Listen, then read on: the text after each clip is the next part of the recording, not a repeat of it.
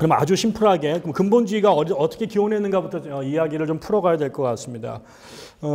근본주의란 말은요, 미국에서 생겼습니다. 이 펀더멘탈리즘이라고 하는 건 이제 침례교하고도 관계가 있어요. 이 펀더멘탈리즘이란 말 자체가 나온 게 이제 한 침례교 잡지, 그 신문에서 그 저널리스트가 그 일군의 무리, 특정한 무리에 대해서 펀더멘탈리스트라고 하는 용어를 쓰게 되면서 나오게 됐는데요. 미국 같은 경우는 여러분 잘 아시겠지만 청교도들에 의해서 세워졌고 그 다음에 계몽주의 철학이라고 하는 것들이 초창기에 크게 영향을 끼쳤습니다. 그래서 이제 보통 미국의 건국을 가능하게 했던 정신문화를 두 개를 뽑는다 그러면 하나는 퓨리터니즘이고 하나는 일라이트먼트, 계몽주의하고 청교도 이 두 개가 미국을 건설하는 데 큰 영향을 끼쳤다라고 보여지고요. 처음에 미국에 왔던 청교도들은 상당히 보수적인 사람들이긴 했지만 그 사람들을 근본주의자고 막 부르지는 않는데요. 근본주의라는 말이 이제 타상되게 된 아주 직접적인 경우는 미국의 19세기 중반부터 벌어진 특수한 상황 때문에 그렇게 됐습니다. 근본주의라는 말이 생긴 건 20세기 초반인데요. 그 현상을 초래하게 된 여러 요인들은 미국의 19세기 중반부터 여러 가지가 이렇게 결합되기 시작을 했다고 보여집니다. 첫째는 우리나라도 1950년부터 53년까지의 이 한국전쟁이 그 이전과 이후로 우리의 역사를 이렇게 바꿔놓은 것처럼 미국도 1861년부터 65년까지 있었던 남북전쟁이라고 하는 미국의 동족상잔의 비극이 미국의 그 역사 속에 아주 굉장한 중요한 사건을 일으킵니다. 우리가 역사의 획을 그을 때, 이 시대가 바뀔 때는 그것이 거의 천재지변에 가까운, 그게 자연재해든 뭐 전쟁이든 어떤 병이든 이런 것들이 한번 슬프 지나가면요, 그것이 남기는 트라우마라고 하는 것이 굉장히 큽니다. 그래서 그 이전과 그 이후가 세상이 같을 수가 없죠. 근데 미국이 61년부터 65년까지 전쟁이 중요한 것은 요 이전까지 미국은 1800년대가 시작이 되면서 몇 가지 아주 중요한 아주 긍정적 발전이 있어요. 그건 뭐냐면 첫째로 미국이 원래 미국은 여러분이 보시겠지만 미국이 이렇게 칠판같이 생겼습니다. 대륙이. 동쪽이고 저쪽에 LA가 있는 캘리포니아 쪽인데 이쪽에서 시작이 돼가지고 요 위아래로만 쭉 살다가 19세기가 시작이 되면서부터 얘네들이 서부를 개척을 하기 시작합니다. 그거는 왜 그러냐면 이쪽이 너무 이제 사람들이 많이 오랫동안 좁은 데 살게 되니까 이제 인구 밀도가 높아지게 되고 더 이상 살 수가 없어서 땅이 필요하게 되는데 여기에 이제 그 산맥이 하나 있는데요. 아팔레치아라고 그 오른쪽에 주로 다 살고 있었어요. 그러다가 19세기에 오면서 이쪽으로 넘어가기 시작을 합니다. 그런데 그때 처음에는 그 프랑스 사람들하고 전쟁을 하고요. 그 다음에 영국 애들하고 전쟁하고요. 그 다음에는 스페인 애들하고 전쟁을 합니다. 이거는 전부 다 유럽에서 제일 큰 나라들인데 미국이 이 프랑스, 그 다음에 그보다 그렇죠. 프랑스, 그 다음에는 영국, 그 다음에 스페인, 그리고 플러스 인디안, 들하고 전쟁을 하는데 한 번도 안 집니다. 나중에는 멕시코하고도 전쟁을 하죠. 그래가지고 결국은 이 대륙 전체의 한 귀퉁이에 있었던 나라가 결국은 100년 동안 전쟁을 하면서 이 북미 대륙 전체를 장악하게 돼서 대륙이 한 나라가 돼버리는 거죠. 그러면서 모든 그 엄청난 큰 강대국과의 전쟁에서 한 번도 안 지고 연전연승을 하면서 어마어마한 땅을 얻게 되죠. 그러면서 미국 사람들이 정말 하나님께서 이 나라를, 이 세상을, 이 시대를 우리에게 주셨다라는 생각들을 갖게 됩니다. 이 시대를 설명하는 그림들이 여러 가지가 있는데 그 중에 유명한 그림 중에 하나가 여기서 미국의 경비병들이 군대가 마차를 타고 막 가면 이 앞에 인디안들이 정말 혼비백산에서 도망가는 그림이 있는데요. 그 그림이 여기 미국이 있는 여기는 밝은 빛이고요. 이쪽은 까만 그림자가 빈 것이죠. 결국은 이게 뭐냐면 미국의 서부 개척은 암으로 뒤덮였던 북미 대륙의 광명을 전해주는 작업이다. 이거를 이제 미국에서는 한 저널리스트가 또 Manifest Destiny라는 표현을 써서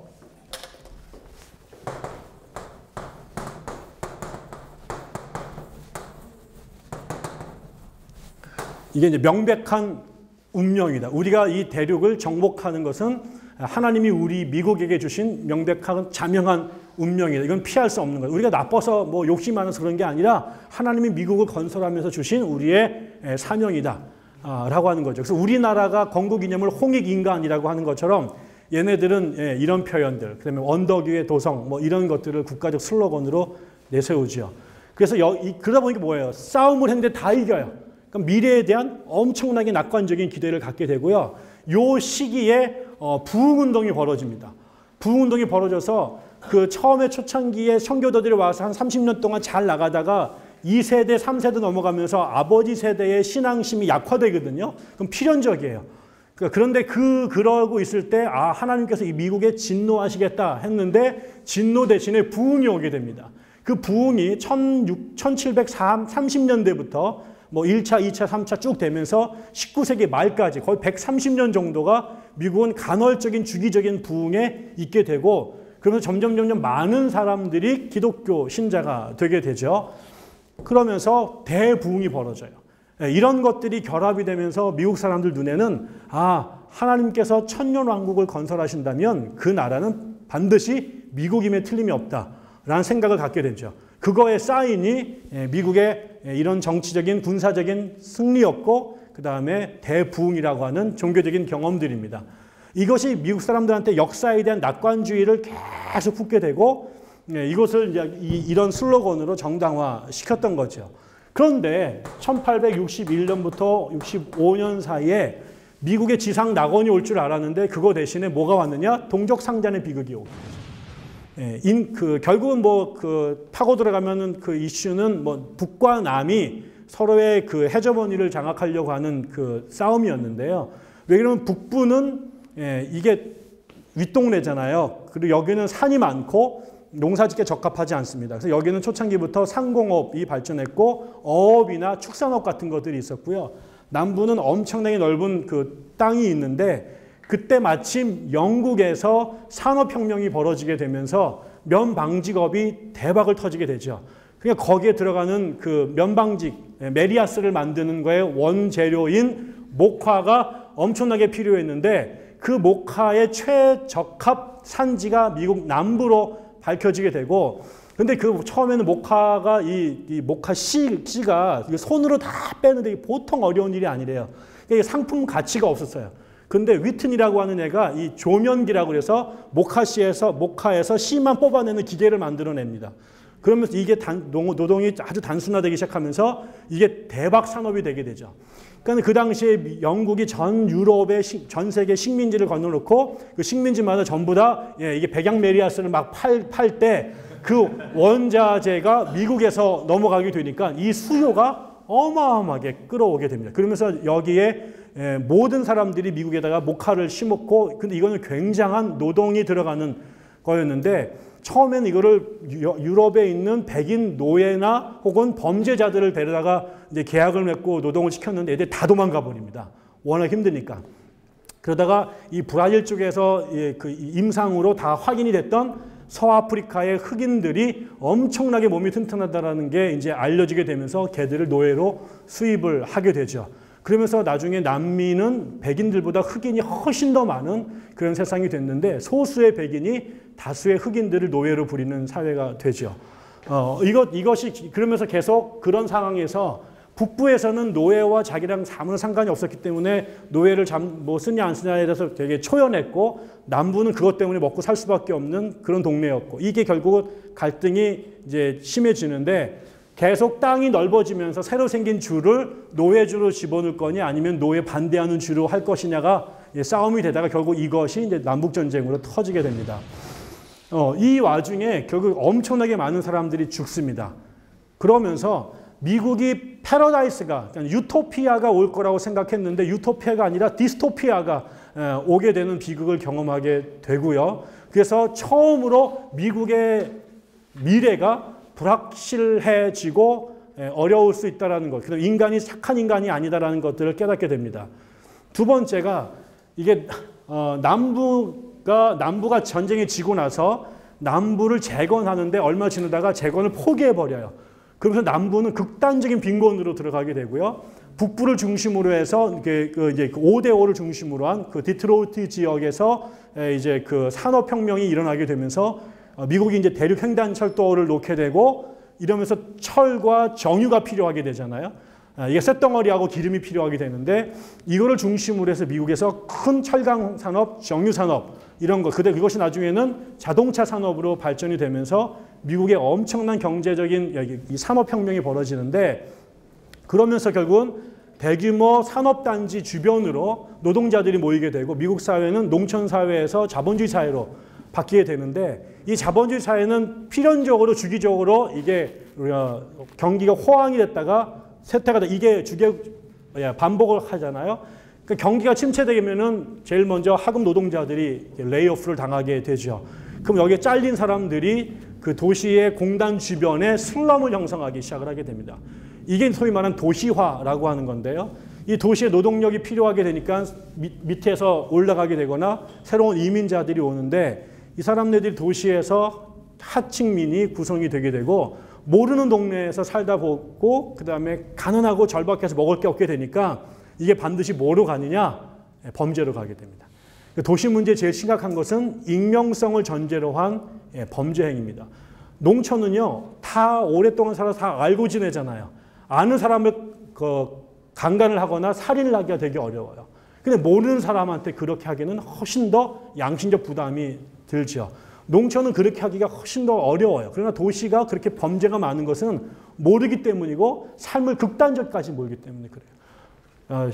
심청이가 신봉산 밑에서 태어났음에도 불구하고 굶어 죽지 않고 성장할 수 있었던 것은 동네 아줌마의 젖동량이거든요. 그게 가능해요. 그러니까 십시일반에서 같이 사는, 가난하지만 같이 사는데 도시는 옆에 대저택이 있어도 그 앞에서 나사로가 굶어 죽는 일들이 비일비재하게 벌어지는 거죠. 이러면서 도시화라고 하는 것이 미국 사회에서는 처음 경험한 사건인데 거기에서 인간성이 말살되는 경험들을 하게 됩니다. 세 번째는 뭐냐면요.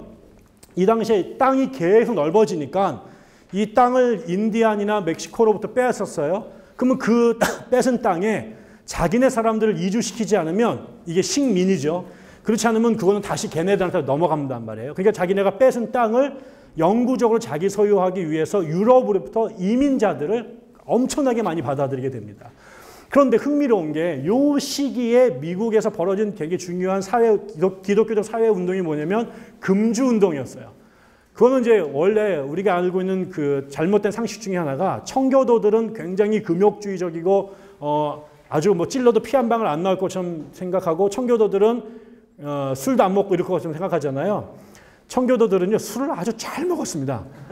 왜 그러냐면 그 당시 청교도들이 여기 미국 북부에 있었던 청교도들이 소위 말하는 삼강무역을 했는데 이 청교도들의 주요 술주품이 럼주였습니다. 그리고 유럽으로부터 생필품들을 사왔죠. 자기네가 농사를 짓거나 아직 산업이 완성되지 않았기 때문에 술 장사를 해서 먹고 살았어요. 그래서 럼주를 이게 아주 독한 술인데 걔네들이 안 먹어봤는데 술만 못 들겠어요? 그럴 일은 없죠. 그러니까 우리가 알고 있는 청교도들은 술도 안 먹고 이러는데 술을 안 먹는 기독교가 탄생한 것은요 19세기 말입니다. 교회사에서 술은 늘 기독교와 같이 갔습니다. 심지어는 그 베네딕트 수사 같은 경우는 베네딕트 수도원을 만들면서 의학이 발달하지 않았기 때문에 그 수도원에 있는 수사들이 아팠을 경우에 의학용으로 포도주를 사용하라고 적극적으로 권면을 했죠. 그래서 유럽의 모든 하이 퀄리티의 포도주는 다 수도원에서 나오죠.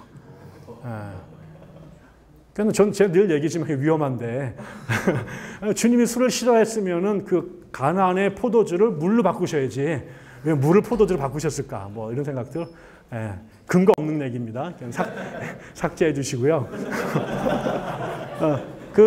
이러면서 근데 이 미국이 나중엔 너무 술을 많이 먹어가지고요. 목사들 지방에 갔는데 그 예배 끝나고 다 술 먹고 이렇게 회의하다가 다 기절하고 막 이런 일이 벌어지면서 이거는 그 라이먼 비처라고 하는 그 회중교회 목사가 이거는 너무 같다. 그래서 이제 술을 이제 절제 나중에는 뭐 완전한 금주 이렇게 가게 돼서 나중에는 미국 헌법으로 술을 만들거나 판매하거나 먹는 것을 금하게 되죠.